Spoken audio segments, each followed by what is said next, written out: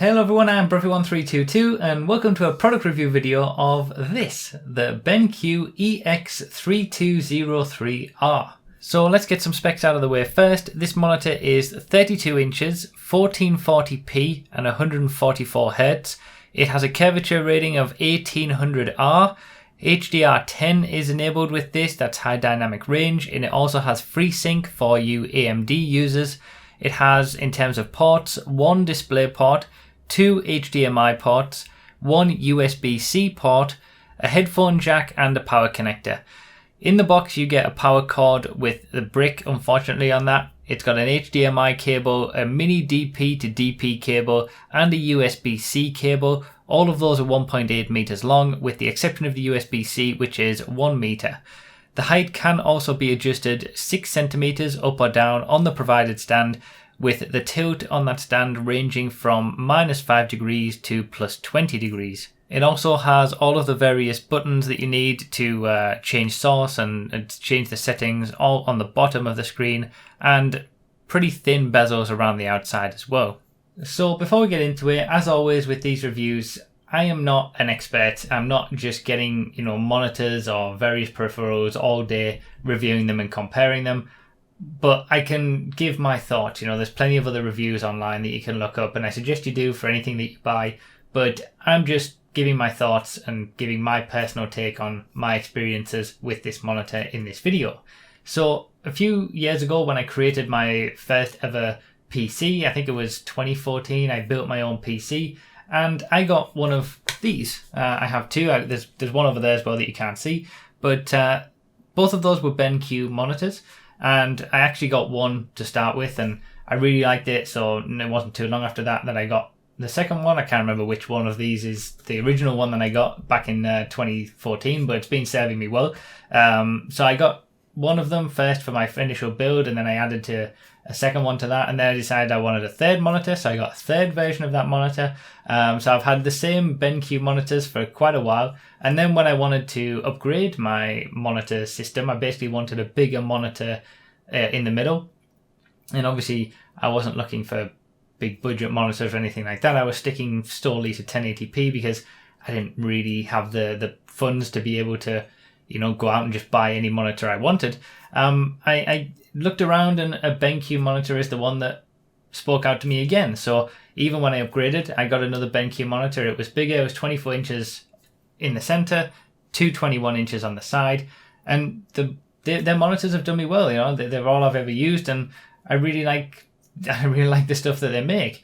So obviously I was very surprised when BenQ themselves contacted me and said that they wanted to send me this, which is far and away better than any other monitor that I've ever had. So I haven't been paid for this review, just for full disclosure, but they did send me it for the purposes of a review, and obviously to then use after that as well. This is bigger than any monitor I've ever had. I can't believe quite how big it is. 32 inches it's huge. And in comparison to the 24 inch that was my main monitor, it's a world of difference, and it's obviously so different that I've had to put my other two smaller monitors, which are still quite old now, but they're still doing me very well. I had to put those vertically, just because there was, no way that I was going to be able to get all three monitors landscape. So that's taking a bit of getting used to with this new setup, but it's nice having so much, space on the central monitor, which we'll get to later on. So yeah, I was really shocked when they wanted to send me this. Of course I accepted, and that's why I've got it here now. It's, like I said, much better than anything I've had before, much bigger, 1440p as well, which is obviously much better than the 1080p I previously had. And my previous monitor only was 60 Hz, this is 144 Hz, so quite a big difference, quite a big upgrade for me for this. As always with these reviews, the links to get any information for this will obviously be in the description as well, and you can feel free to check it out for yourself if you decide that you want one of these.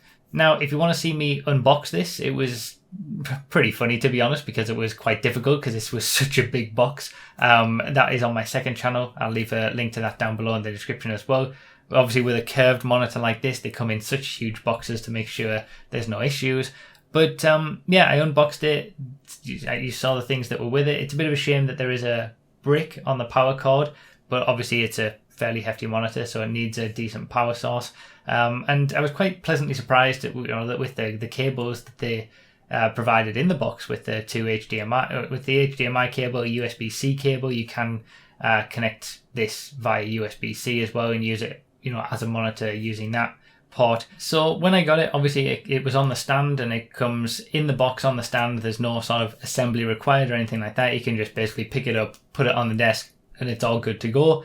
Really nice stand, actually. I really like the whole aesthetic of this monitor. It's quite understated. It feels quite mature. And yeah, that the stand goes along with that as well. And it's pretty hefty as well. From a weight perspective, it's quite a weighty stand. So good quality stand that you're going to get just with the monitor. So there's not really, there's not a reason to need anything else beyond that. But if you are someone like me who has already multiple monitors, I've got my own, 3-monitor VESA stand behind this that obviously houses everything. So I obviously wanted to put this in place of my previous main monitor with a VESA mount onto, my VESA stand. But unfortunately, that doesn't come directly on the monitor. So if you keep that in mind, if that's something that you want, keep in mind that you are going to have to get what's called a VESA mount transfer kit, I believe it's called. It's for around £35, 40 euros, something like that. You have to buy one of those, then switch things around. You got to take the stand off, then put that transfer kit on before you can then put the monitor onto a VESA stand. So just keep that in mind if you already have an existing VESA stand layout and this is something that you would be putting into that. You are going to have to get that extra thing as well. BenQ were kind enough to send me that alongside the monitor as well. So I obviously switched it all over and it was all fine. Putting it on was somewhat of a challenge because it was just so big. But it went relatively quickly and easily, maybe 5-10 minutes. That's all it was to take the previous monitor off, put the new one on. I'll show some before and after images so you can see the difference in the setup from having the previous monitors to this one. And I have to say that, once I got it all on, got it all connected up, sat down in front of it and looked at it, I was just blown away. Like, seriously, the difference from what I'd experienced previously to this was just something else entirely. Even now, I'm still getting used to it because it's so much bigger and there's so much space on the screen.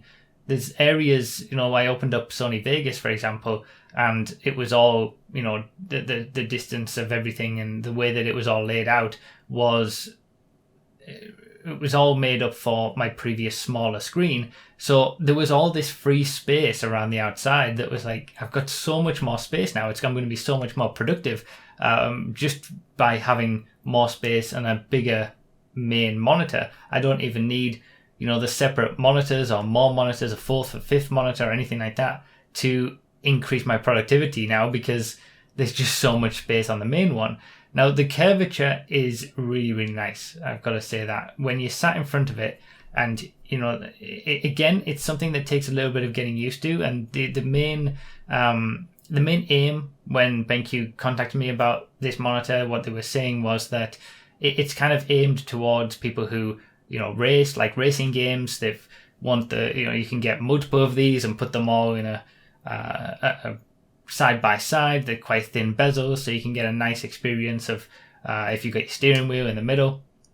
But I think from even just a general work perspective, having a curvature on a monitor it's just nicer. It feels more natural. And I did a little bit of reading up to find out, that this is rated as 1800R for its curvature. And I wanted to figure, see what that meant.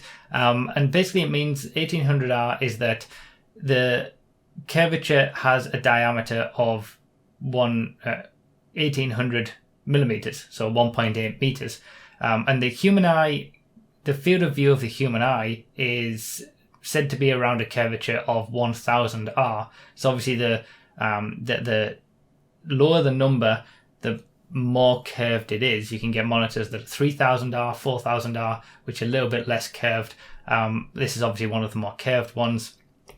And it's just nice. It just feels natural to have that curvature in front of your eyes, and not, obviously with flat monitors, we're all used to flat monitors, and you're looking over to the right or the left of the monitor and it's further away from what you're seeing in the middle. Everyone gets used to that, but when you come to a curved monitor, it's just a nicer experience overall. Obviously, I've been using this for streams and playing games on it, and it's really, really nice. It again gives you that natural feel, whether you're racing in GTA or racing in a proper racing game. I could definitely recommend this for things like GT Sport or iRacing, things like that. Proper racing games where you've got the steering wheel. It's going to be really nice on one of these, and even playing Red Dead on stream, it immerses you a little bit better in the experience from a gaming perspective, and it's really, really nice. Obviously, with it being 1440p, 144 hertz, it seems like that's kind of the sweet spot. You can go for a 4K monitor, but you're going to be hard pushed to find something that is going to be able to give you even maybe 60 FPS. But the choice is, do you want to get 4K at 60 FPS, or would you rather have 1440 at say 100 FPS, something like that? Just, it's about right. It's just perfect for the size of the screen, where I am, and strikes that nice balance for gaming as well when it comes to frame rates and things like that. Now, if you're on an Xbox One X or a PS4 Pro, you're going to be able to utilize HDR, high dynamic range, with this monitor. You can also do that on the PC as well, but Windows doesn't support it very well. So it's only specific games that are going to take advantage of HDR. You can obviously, enable it on the monitor and in Windows, and then it will work when you load up the game. Similar to the PS4 Pro and the Xbox One X, if you load it up to this monitor and the game supports HDR, you have it in the right mode, you'll be able to use it. But not all games utilize it. Like I said, Windows doesn't support it very well either.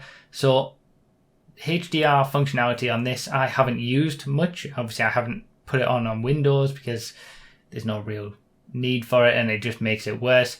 And yeah, I feel like it's a little bit ahead of its time at the moment. There's not going to be, unless you have those specific games on those specific platforms that are going to utilize HDR. There's more and more coming all the time. I think GT Sport, for example, uses HDR. There's more and more games coming out that do utilize the high dynamic range functionality, but not everything, and it's not as widespread as what it could be right now. But the benefit of this is that it's only going to get more widespread, and you're future-proofing yourself for something like that, and it does give you some better image quality when you have that enabled. When it comes to image quality and colors and things like that, like I said, I'm not a total expert on all the various different features that you can have for monitors and the color accuracies and things like that. Those are for the experts to focus on, but for me, for my eyes, it looks great. In fact, it's incredibly bright, and I actually had to turn the brightness down a little bit because it is very, very bright. You get good bang for your brightness with this. And when it comes to the colors, I used the sRGB mode. They've got all sorts of various, obviously, settings. You can change a lot of different things on these monitors. Most monitors are the same now. It's pretty simple. With the buttons at the bottom of the monitor, you can change all the different settings from there. They also have a picture-in-picture and picture-by-picture functionality. So picture-in-picture, you have one source in the picture of another one. You can change the size of that between small, medium, and large. You can also change its position on the screen. And it's nice to have that functionality, baked into the monitor in case you want to do something quick in a game and you want to still have the PC screen on, or the other way around. You're playing a game but you want to quickly see something or put a video into the top right hand corner of the screen while you're playing a game. There's various different things that you can do with it. Picture by picture as well puts both of the images side by side. Again, any two sources that you want, you can choose the input source for the main image and the in picture image. It's nice to have that. It's just a nice little feature to include in a monitor, I think, because there's been quite a few instances over the years where I've wanted something like that and could have used something like that, but monitors that I've had have never had it. So it's nice to finally have that. No doubt I'll probably never use it now because that's just how the world works, but it's a nice little feature to have nevertheless. Unfortunately, I wasn't able to test any of the FreeSync functionality of the monitor. From what I've read about it, it works as you would expect it to, but because I have a GTX 1080, obviously NVIDIA cards can't use AMD's FreeSync technology it's more prevalent on monitors these days. So keep that in mind as well. If you do have an NVIDIA card and you're wanting something like that, you're going to have to get a G-Sync monitor. But from what I understand, those are a little bit more expensive. So bit of a shame in that regard. But if you do have an AMD card, you'll get the benefit of that as well. But I wouldn't let not being able to have that hold me back from having this one. It's so impressive from just when you're sitting in front of it with the curvature, with the image quality, the frame rates that you can get on games, the resolution, just sitting in front of it and either playing a game or even just working on it, it's a pleasure and it's a joy. So obviously, massive thank you to BenQ for deciding to send me this. I think it's on Amazon, the UK Amazon at least right now is £470 for this. So it is, like an expensive monitor. I've never had a monitor this expensive before. I've always stuck around the £100-150 range for my own stuff. But I knew that I needed an upgrade at some point. So it was kind of like nice timing that they decided to contact me. I highly recommend it. It's just, it's a wow thing, especially once I got it on and once I got everything set up. Obviously Zexy, my fiance, came in and was just wow, and I was the same when I sat down in front of it for the first time. It is one of those wow moments because it is a very special monitor. So it's expensive, obviously, as most of these high-end things are right now, but you do get a lot for the money. And with the HDR thing as well, that the future proofing is there, that you could keep this for a good number of years and get some really good use out of it. So highly recommend it. Like I said, the links down below are in the description for all that you need. Thank you to BenQ for sending me it, and thank you guys for your support as well. Obviously, if you guys didn't watch my videos, BenQ wouldn't want to send me this in the first place. So it's all thanks to you guys, and I really appreciate the support that you always show me. And with that being said, I guess that's everything. I'll see you next time.